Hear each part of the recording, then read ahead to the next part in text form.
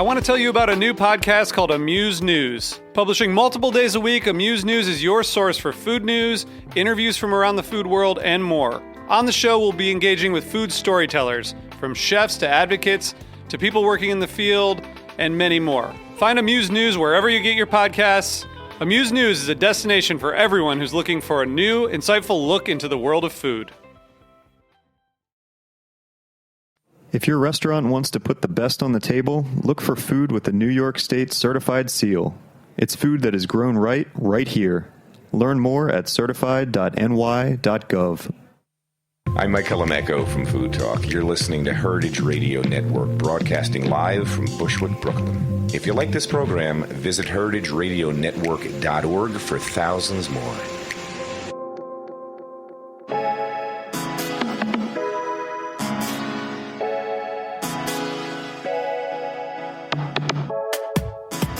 Good morning, Heritage Radio listeners, and this is The Line. I'm joined today by Ron Silver, and we're going to start chatting in 1 minute, but I wanted to let everyone know that it is, of course, the holiday season, the time of giving, and I invite you, if you are a fan of Heritage Radio, to go over to our website, click on the heart in the upper right-hand corner, and please make a donation. It is extremely helpful so we can keep delivering the amazing content that all of our hosts and all of our engineering and director staff puts out for you every single day. Also, we're doing our hosts takeover, so go over to our Instagram account at Heritage Radio and watch all of our hosts. It gives you some cool insights into the background of their daily lives when they're not in the studio. I am extremely excited to welcome Ron Silver to the show.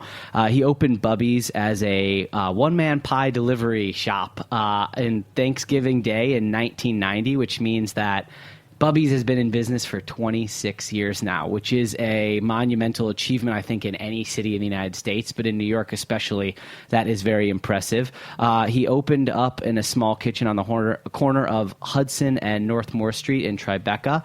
He was baking pies. He was selling them to restaurants and neighbors. There's now 2 locations. There's one in Tribeca and one in the Meatpacking District right across from the new Whitney Museum. Ron, thanks for being here. Thank you very much. We have also 5 in Japan, if you can imagine. Wow. Crazy. Well, okay, we'll talk about that. Yeah. We'll talk about Japan in a little while, but I want to start with this.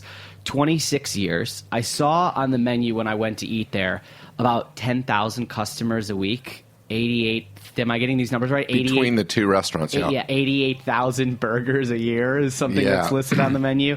Yes. After 26 years, you've achieved a certain level of consistency and longevity in a market where pretty much neither of those things ever exist. How have you achieved that? Well, that is a good question. First of all, I think a lot of it is luck, and a lot of it is being willing to be flexible and change while sort of staying true to the core of what Bubby started as, which is really always just to cook good food. I've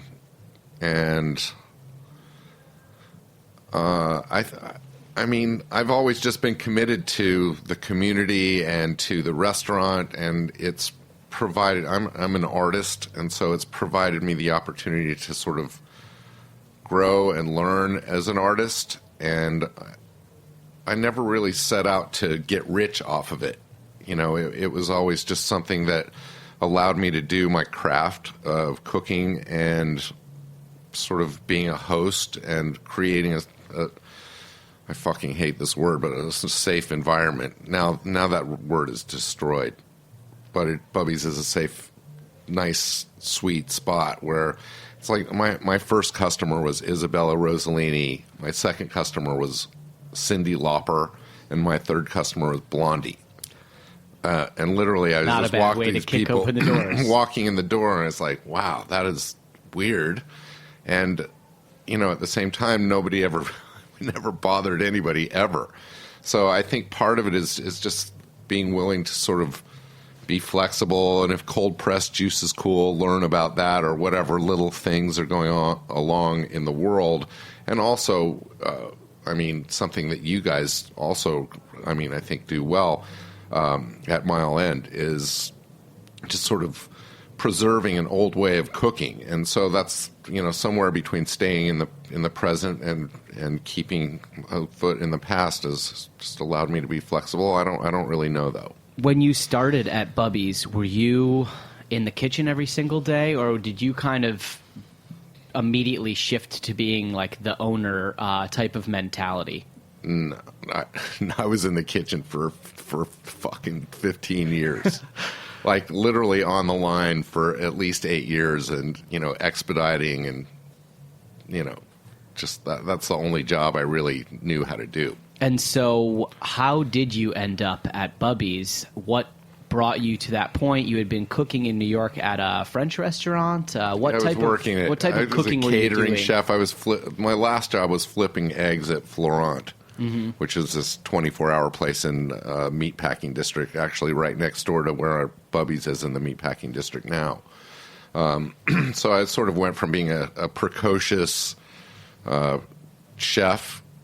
When I was 25, I was the executive chef of a catering company in New York and doing big events like at the Temple of Dendur and the Morgan Library and all kinds of big things. And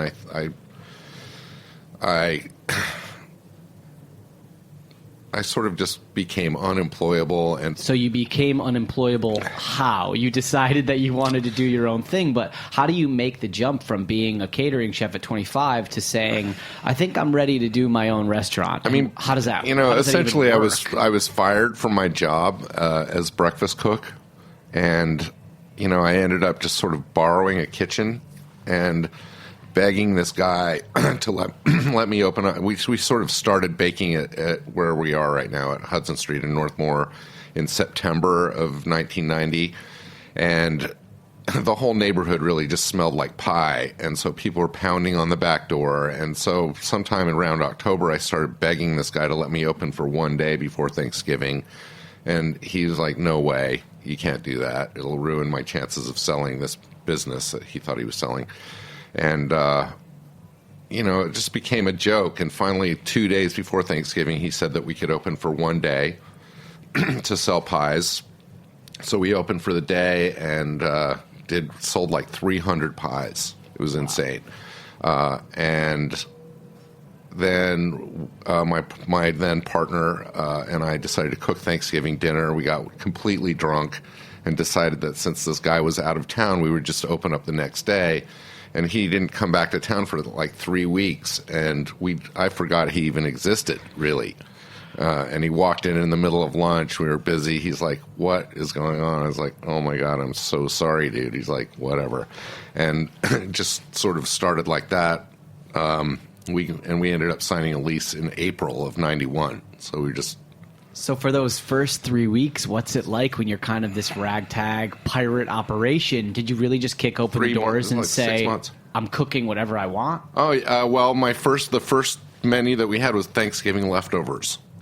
Because we had, Thanksgiving, had like 20 people the night before and had a ton of leftovers, and we just served that. And, yeah, I just started cooking whatever I wanted to make. So the current version of the Bubby's menu, it's filled with tons of crowd pleasers. There's a lot of things on the menu that are going to be very familiar to people. There's barbecue, there's mac and cheese, there's poppers, there's some really nice salads, but also you do a lot of responsible sourcing, which is listed at the bottom of the menu, but I'm not sure that necessarily people would know that if they're ordering the mac and cheese. So how important is it for you to sort of straddle that line where you're paying attention to where you're getting your ingredients from, but also, you've got a burger and a brisket sandwich on the menu, and you're doing a lot of things that perhaps are attracting a lot of people that don't necessarily care about those things? Are you trying to like sneak it in the back door or not? Well, as a chef, I feel a responsibility to cook good food. Not just cook good food. I've been a cook. I was born a chef, really. I mean, when I was little, when I was 6, I knew where asparagus was growing, or I just had this sort of field map in my mind of where everything was. And I started cooking when I was little, 7, 8 years old, I was making like souffles and stuff. So I've always had a passion for cooking. And at some point, it dawned on me that I had fed somebody their first meal and their last meal, and just that this was my sort of role. And, we really have been working with sources of, with local sources for our food from day one. We used to go to Union Square all the time. It just wasn't really, we weren't so aware of the sort of factory farm situation. Although if you go and read, James Beard, American Cookery, he talks all about the sort of, in 1972, the degradation of American farming and ham making and beef growing and all kinds of stuff. So I guess I was sort of aware of that, but it just never was like a mission to sort of ding that bell like Alice Waters dings that bell well. And I think that my goal is really to cook sort of whatever you would call crowd pleasers, but American straight-up food, and make it with good ingredients, and I'm happy to do that. You say that you really, from birth, basically, it sounds like you've had cooking in your blood. You were cooking when you were 6 and 7 years old. Where did you grow up? How much did food play a role in your family's life? Were you like this little precocious kid in the kitchen who was whipping stuff up, or was that what your family was? Were you a food family? Yes, I mean, my mother was born and raised in Brooklyn, and I was born in New York City, but then we moved to Salt Lake when I was 2. Mm-hmm. So food definitely played a lot of a positive role, has given me a lot of memories from my childhood. And my mother was really an experimental cook. So she would make all kinds of crazy stuff like curried leg of lamb, or I don't know, a million weird things. But my neighbors were 4 little white girls with blue eyeshadow and blonde hair. And their mom made like fried pork chops with Campbell's mushroom soup gravy. I was like, I want that. So I don't know what happened, but we definitely had it. And I was also adopted by some Mormon pioneer sort of family, and that grandma used to make all kinds of like roast beef dinner with Jello salad, sort of white trashy. And how long did you live in Salt Lake for? Did you spend all of your childhood there? Yeah, I spent my whole childhood there, and then I left Salt Lake the day after I graduated high school to go and help my uncle grow marijuana. Where did you go to do that? In California. And so Mendocino. How long were you in California for, and then how do you end up being a pie man in New York City? How do you make that jump? There's a lot of adventures in between. We only have 40 minutes. Yeah. So I basically spent that one summer growing weed with my uncle, and it was a lot of people in 1980. People who were up in the hills were basically just dropouts from society. Like this one guy had cut his nose off because he was mad at his girlfriend, and there were people like that all over the place. So I guess at the end of the growing season, I sort of realized that I wasn't quite ready to drop out of society yet at 17 you weren't or 18. Quite fringe enough to stay in the hills with the rest of them. Yeah. So I sort of took my first winnings from that first year of growing, and ended up actually taking over this restaurant that I had worked in when I was or a little yogurt sandwich shop that I had worked in when I was in high school. So, I took my money from that. In Salt Lake? In Salt Lake City. And that business lasted a full 6 months, which is pretty fucking good. Not a bad learning experience, opening and closing your first business. Before QuickBooks, they had a thing called a shoebox. Some $20 bills and a rubber band. And $20 bills and a rubber band, and a bunch of bills not in a rubber band. A bunch of handwritten invoices that went directly into the garbage can, maybe? Shoebox was like before the garbage can.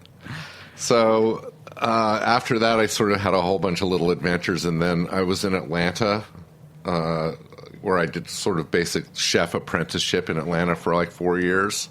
And then I was recruited to come up to New York City to cook this 100th year retrospective for Jean Miro at the Guggenheim. I had no idea who Jean Miro was, what the Guggenheim was, but I was like, fuck yeah, I'll do that. So I ended up cooking this party, and then I was fired after my first event because of some sort of young, youthful, frolicky behavior. Is At what the I call party? it. In the kitchen. At the Guggenheim? Oh, no, in the kitchen, off-site.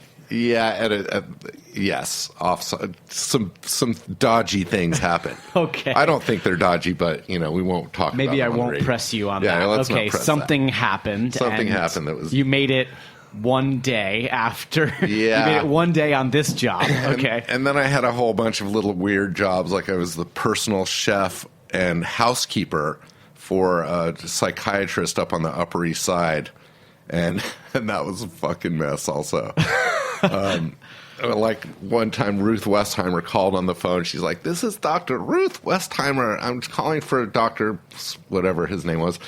And I was like, "Is this really Dr. Ruth?" And then another time Cardinal O'Connor came for dinner. And the doctor was supposed to be there at 7, and Cardinal O'Connor showed up at 7, and the doctor wasn't there. And I was like, "Cardinal, would you like a drink?" And he's like, "Absolutely." So I made 2 drinks, and I was sitting in the living room with Cardinal O'Connor when the doctor showed up, and apparently that wasn't proper behavior, so I was also let go from that.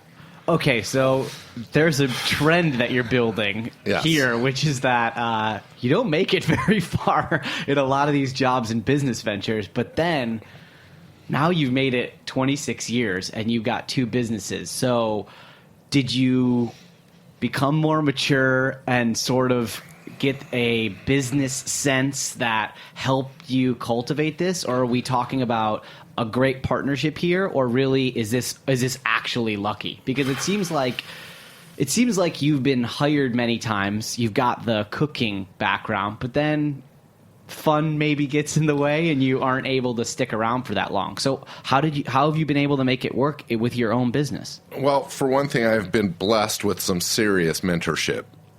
Really good mentorship. And, really from almost day one after opening Bubby's, I was in a meeting with somebody who's taking me on as being my mentor. And he's like, "What's your number one selling thing? When's your busiest hour? How much money do you make on that thing? What's your least selling thing?" I was like, "I have no idea." So, I was just sort of pushed along to be a better businessman. And the truth is I'm not a great businessman now. I get a lot of coaching.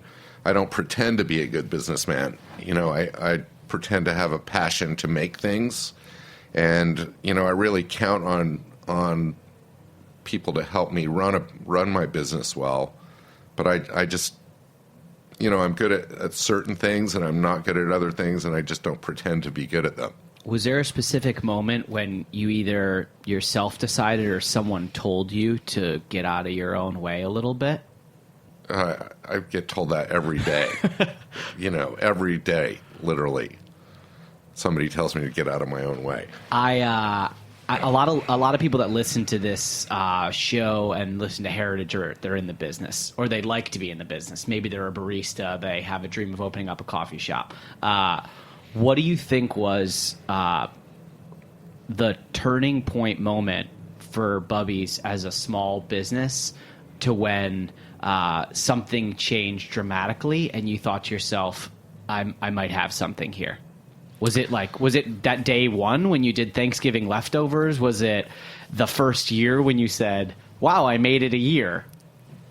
There's a couple of things that I would say. One is that when we opened, there was a place across the street called the Canadian Pancake House. And they had a line around the block, and they had these obscene portions and all these weird rules and no sharing allowed. And there was no way you could eat more than a tenth of a plate. So tons of, bridge and tunnel people just waiting in line across the street for these giant portions. And I remember standing outside thinking, well, if I could get that line to be over here across the street, then I would. And maybe 3 or 4 months later, I sort of noticed that the line was at Bubby's and not really across the street. So I think that was a moment.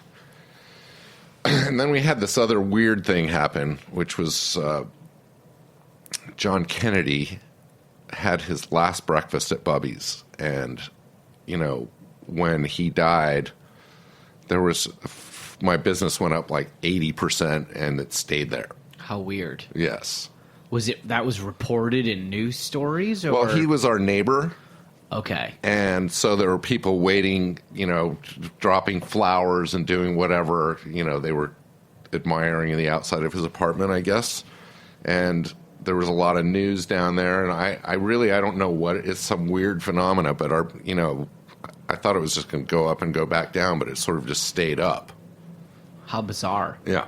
And so from year 1 to, say, year 8, when you're still working on the line, are you thinking to yourself, I'm never going to get out of the kitchen? I mean, I know you have a family now. You have 4 children. You're married, right? So how did you remove yourself from the kitchen at a certain point? And what's your general like day-to-day like now that you have 2 locations and you've got another business that we're going to talk about later? But how did you make that kind of transition out of the kitchen from doing something that you'd been doing for about 15 years straight at that point? Yeah.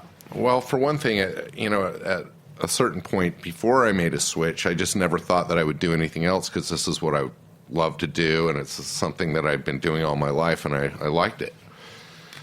But when we expanded next door, when we first opened, we were just in one space, and then we took the space next door in 1996. And, you know, I had some issues with one of my partners who sort of decided to start spending a lot of money on the renovation and also not showing up. So, you know, it's like some $3,000 antique booze pouring machine would show up, and I'd be like, what in the fuck is that? And he's like, I can't talk to you right now because I'm hanging out with my kids. And I was like, oh my God. So in a certain way, going through this expansion, it forced me to do all kinds of stuff, including, you know, groveling for more money in the middle of a construction job. And we literally, you know, broke through the walls in the middle of lunch. So it's like jackhammering going on. I'm out of money. I'm trying to, you know, like keep things under control, keep customers happy. My partner wasn't showing up. And, you know, I was basically forced to get off the line. And then at some point, you know, after the construction and after things sort of settled down, I noticed that we had a problem where the credit cards weren't batching, and it was like 5 days, and I asked my partner to take care of it, and he said no, and I sort of did the classic removal of apron, drop on ground, and I was in Havana the next day, and not a person in the world knew where I was, and I was there for like 3 weeks. And so when I came back, I was sort of off the line and doing other things in a way. Was Havana almost like a freak out meltdown, or were you trying to remove yourself for clarity purposes to come back with a sense of purpose? Or were you like, I'm leaving and I'm never coming back? Was that the immediate reaction?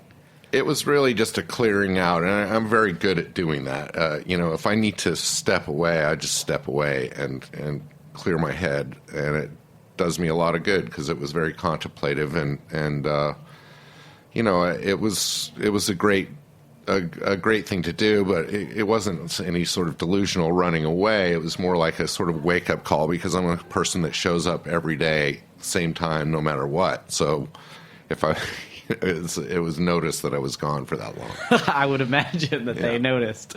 Do you have larger expansion plans for Bubby's? You've got a big, sprawling location across from the Whitney. The Tribeca location is pretty big. It looked to me like, I don't know, 80 or 90 seats. It looked pretty large. 100. 100? Yeah. Do you have any additional plans in the mix for more locations? Well, we have these restaurants in Japan, and so those are sort of rolling out. We're opening number 6 and 7 this year. And are they all in big general cities? Or are they all Five of clustered them in are- Tokyo? Or 5 of them are in Tokyo. 1 is in Yokohama, and then we're opening up in a new city in Fukuoka, Kyushu, which is in southern Japan, sometime next year. how does that even come about? Well, luck. This guy, I came into the restaurant one day. It was busy. My manager, Vinny, was like, these guys from Japan called. They want to open a restaurant in Japan. I was like, call them and tell them to blow me because I am not doing that. So he's like, no, you really have to call them. So I called up this guy, Warren. I was like, yeah, I am absolutely not doing that. It's just, it'll never work. You guys will never understand it. And I don't even know where Japan is really. And he's like, well, how about if we just have lunch? Because my partners really want to bring Bubbies to Japan. And I was like, well, I have lunch every fucking day. And if you're sitting there, I could care less. So see you at lunch. Or he's like, see you at lunch. And within 2 weeks, I was walking around a vanilla box in Yokohama with a hard hat on. Unbelievable. And so why do you think that they wanted to bring Bubbies to Japan? Well, the original reason that it was celebrating the 150th anniversary of Commodore Perry, sort of forcing trade relations with America, between America and Japan. So it was a sort of Japan Railroad, which is a huge company, wanted to bring in an authentic American restaurant to sort of celebrate this opening of trade to the West. And it really took off so well that they just started rolling them out. Did you ever imagine after that first meeting that you would be opening your 6th location of a Bubby's in any foreign country, let alone Japan? No. Several thousands of miles away? It was the furthest thing from my mind. I could not even think of that. Do you travel over there to go to locations every once in a while?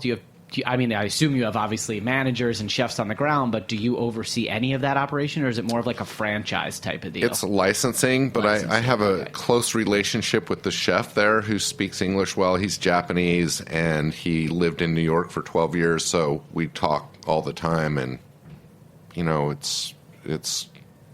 I have to absolutely pay attention. It's not just some sort of formulated thing, and it does change, And it's often. the same recipes visually. Is it similar on the inside? Well, what's missing there is the ability to grow local stuff. Like beef in Japan costs $50 for 100 grams, and a watermelon is $400 for a nice little cube-shaped watermelon, or a perfect peach is like $250.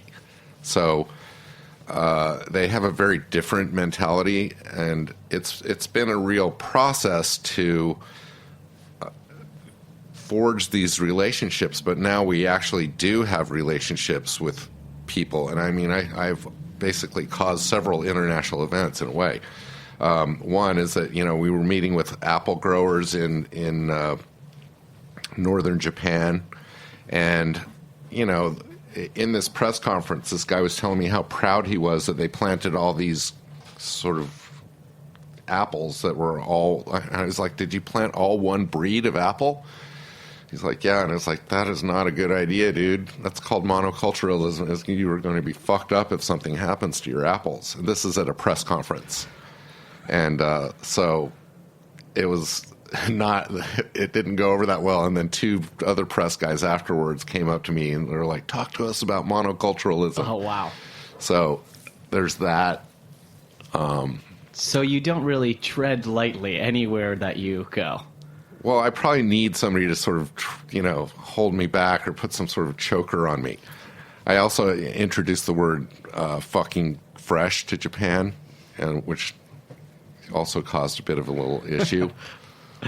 We are here with Chef Ron Silver. We're talking about his iconic New York restaurants, Bubby's, which has since made the jump to Japan. We're going to take a quick break, and when we come back, we're going to talk about marijuana. Ooh, I love that. We'll be right back.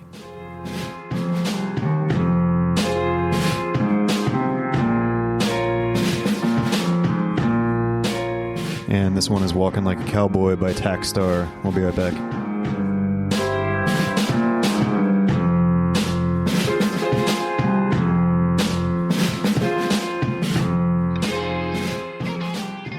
New York chefs and restaurants are proud of the food they put on the table.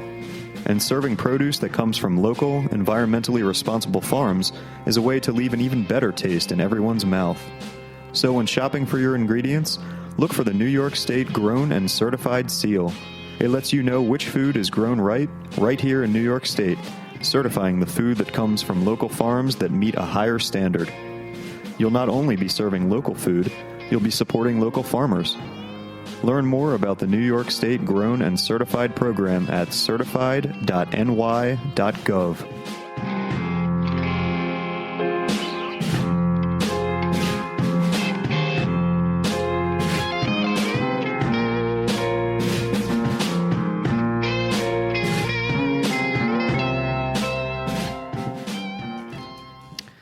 We are back on the line with Ron Silver, owner of Bubby's.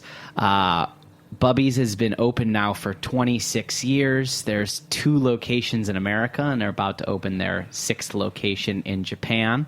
Ron, besides working on the line for several years and being an expert pie man and an owner-operator of 8 restaurants and also a painter, is now engaging in a new business venture. Can you tell us a little bit about what your new company does and what some of the plans are for it? Yeah. So I just started a company called Relevant Innovations, and it is a cannabis business and essentially focused on a controllable, low-dose, understandable way of taking cannabis for the many, many benefits that it has. So, obviously one of the big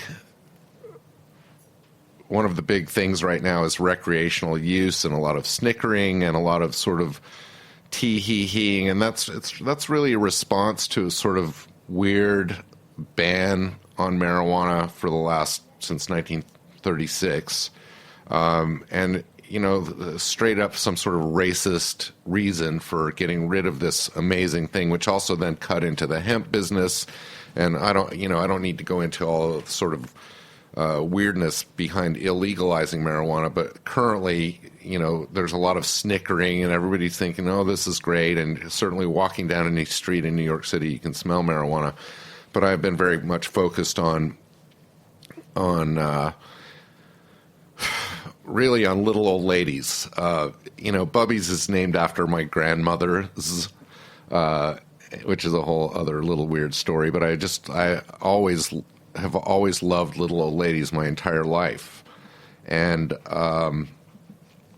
so basically I have this fast-acting sweetener. So it comes in the form of sugar, date sugar, coconut sugar, stevia, agave, and maple sugar.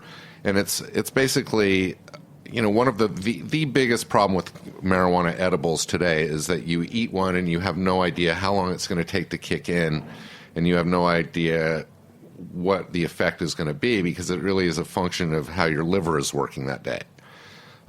So I have a patent pending process on making which makes the cannabis water soluble, and so it has a faster uptake.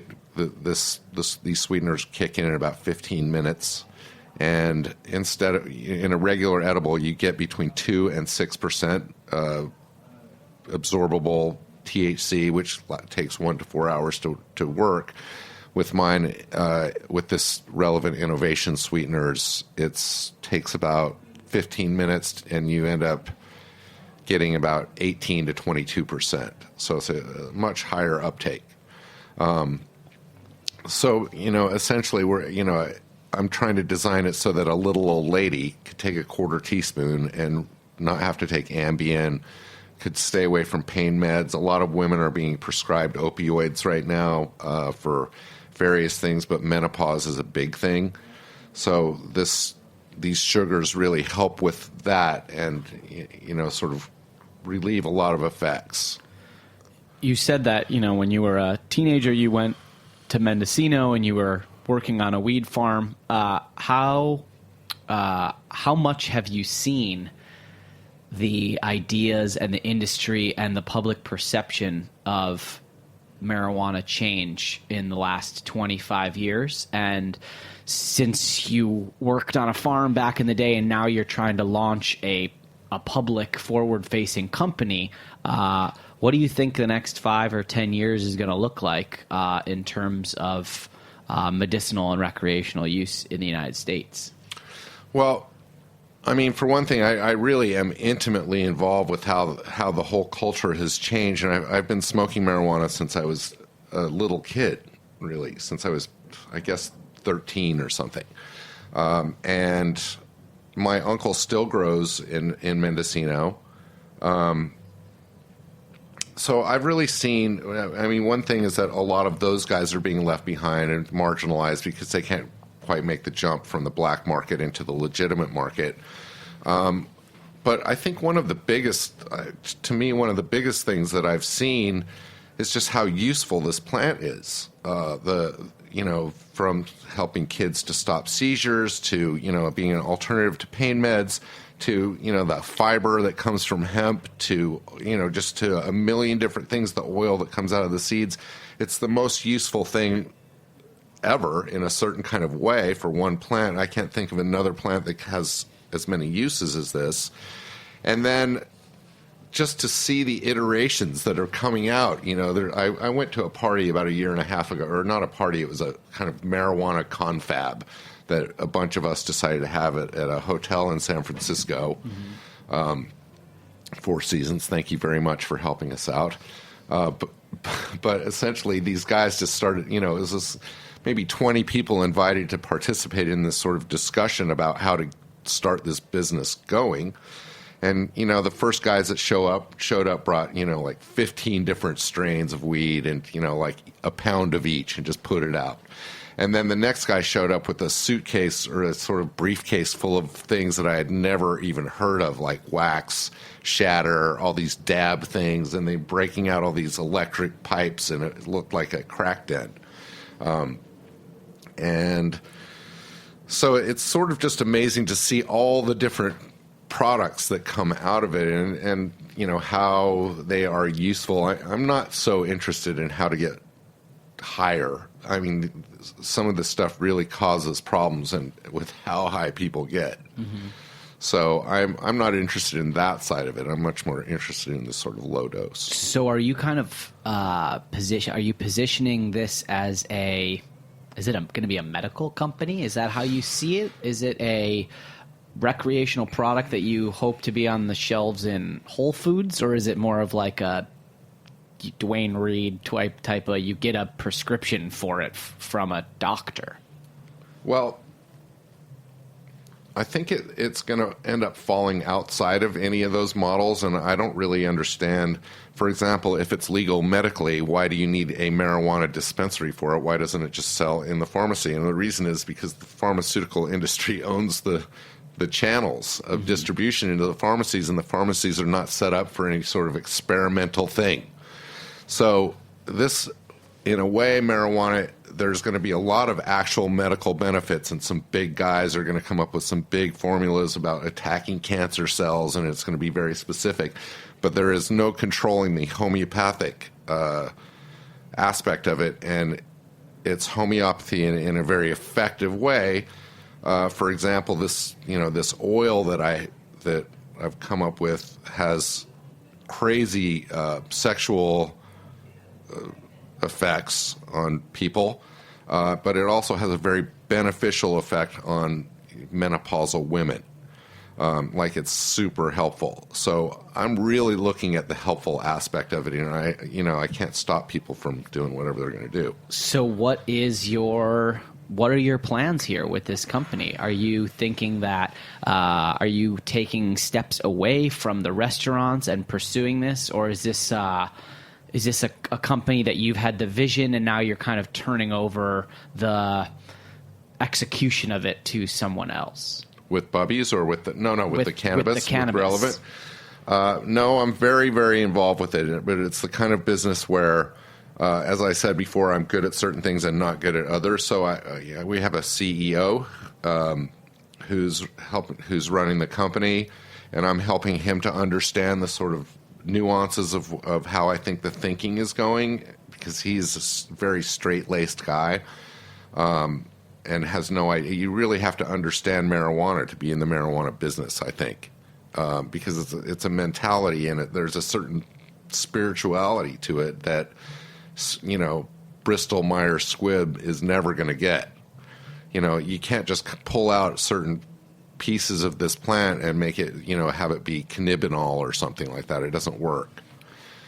How do you envision this working in New York City and New York State? I don't know the laws in this state, but from a federal standpoint, it's still illegal. It's in California and Colorado. There's you can acquire it in California using a card. I don't actually know how it works in Colorado. Maybe it's a card as well. No, you just walk in. You just walk in.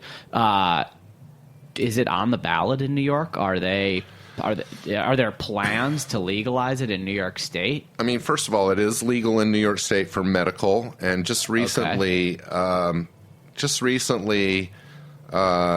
they added chronic pain to one of the symptoms. So before that, it was like if you were dead, you could have it, or if you were almost dead, you could have it. But now you can just have chronic pain and get it.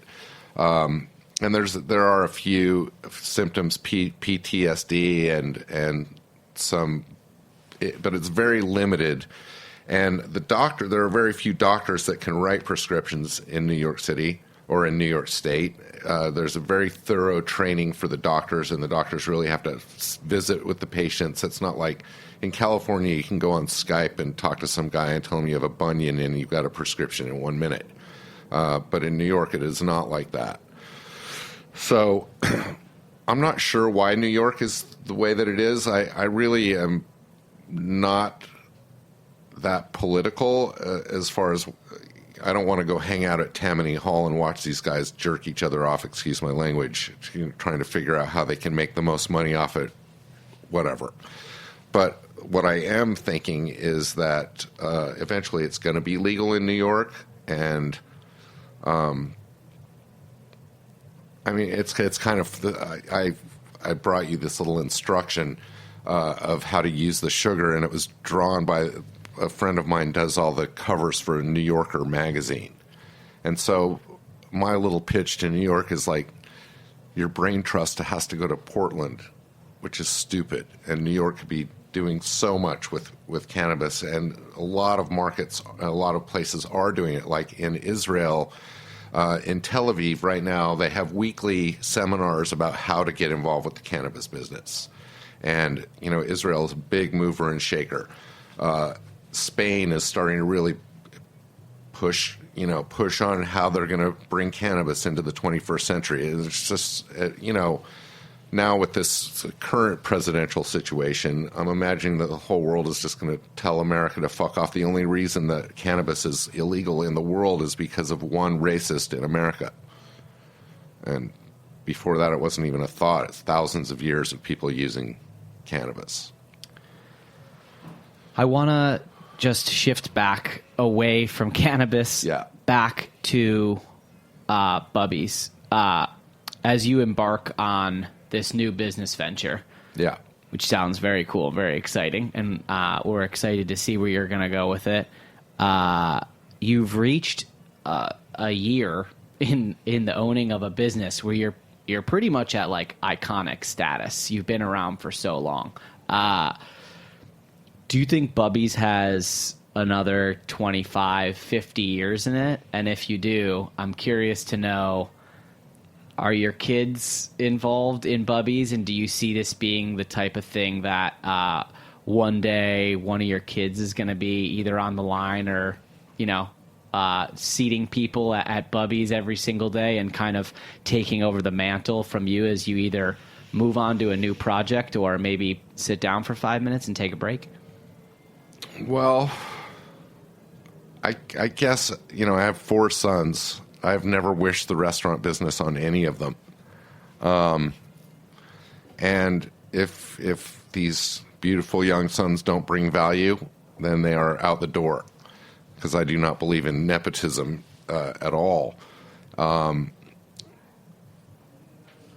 But what I believe is that Bubby's has provided for me and my family for 26 years.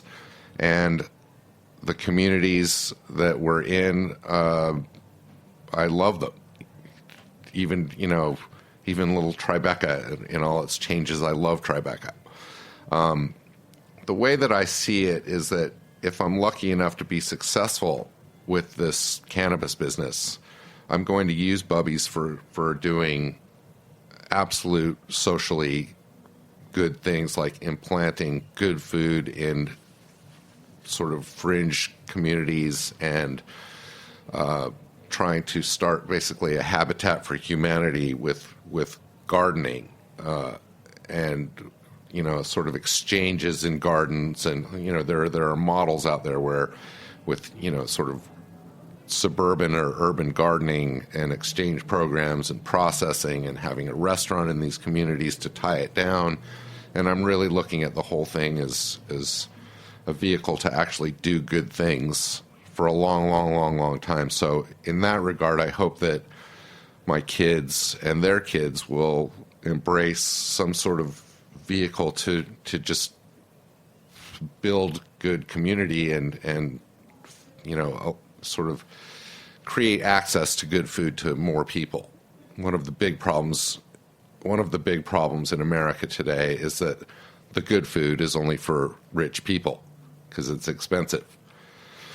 So, I actually asked Michael Pollan this question. I was like, don't you feel like this modern sort of farm-to-table cooking and blah, blah, blah is kind of elitist? And Michael's answer I thought was very good, which is that all the best things start out as elitist things like liberating slaves and suffragette voting and all of that kind of stuff. So I think that there is a way, and there are definitely guys like Roy Choi is out there, opening up local, and people are out there trying to do it. And I think for me, Roy is a great example. He's like, I think he was at some event with all the best chefs in the world, and he's like, you guys are a bunch of assholes. All you do is feed rich people. And, I don't disagree with that. So that's how I see it going in a way. Ron, thanks so much for joining us. It was very awesome to hear everything that you have gone through in order to get to where you are today. Interested to see where Bubby's is going to go in the next 26 years, and interested to see what you're going to be doing in the cannabis space as well. This has been The Line. Join us next week, 11 a.m. Tuesdays on Heritage Radio. Thanks for having me. Thank you.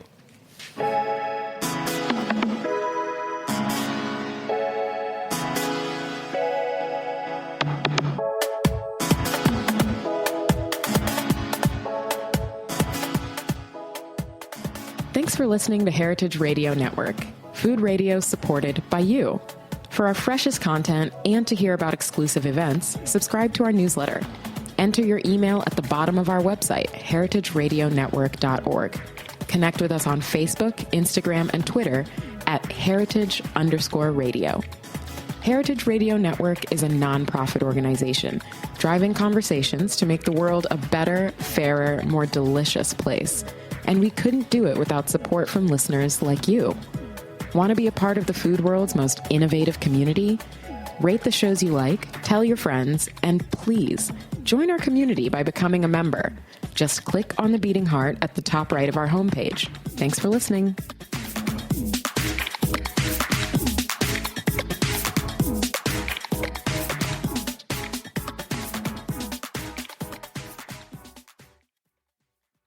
Hey everybody, I'm Nick Latham. And I'm Leah Bottima. And we're the hosts of Were You Raised by Wolves? Each week we try to make the world a kinder, nicer place. Well, that's the idea, at least. I mean, we try.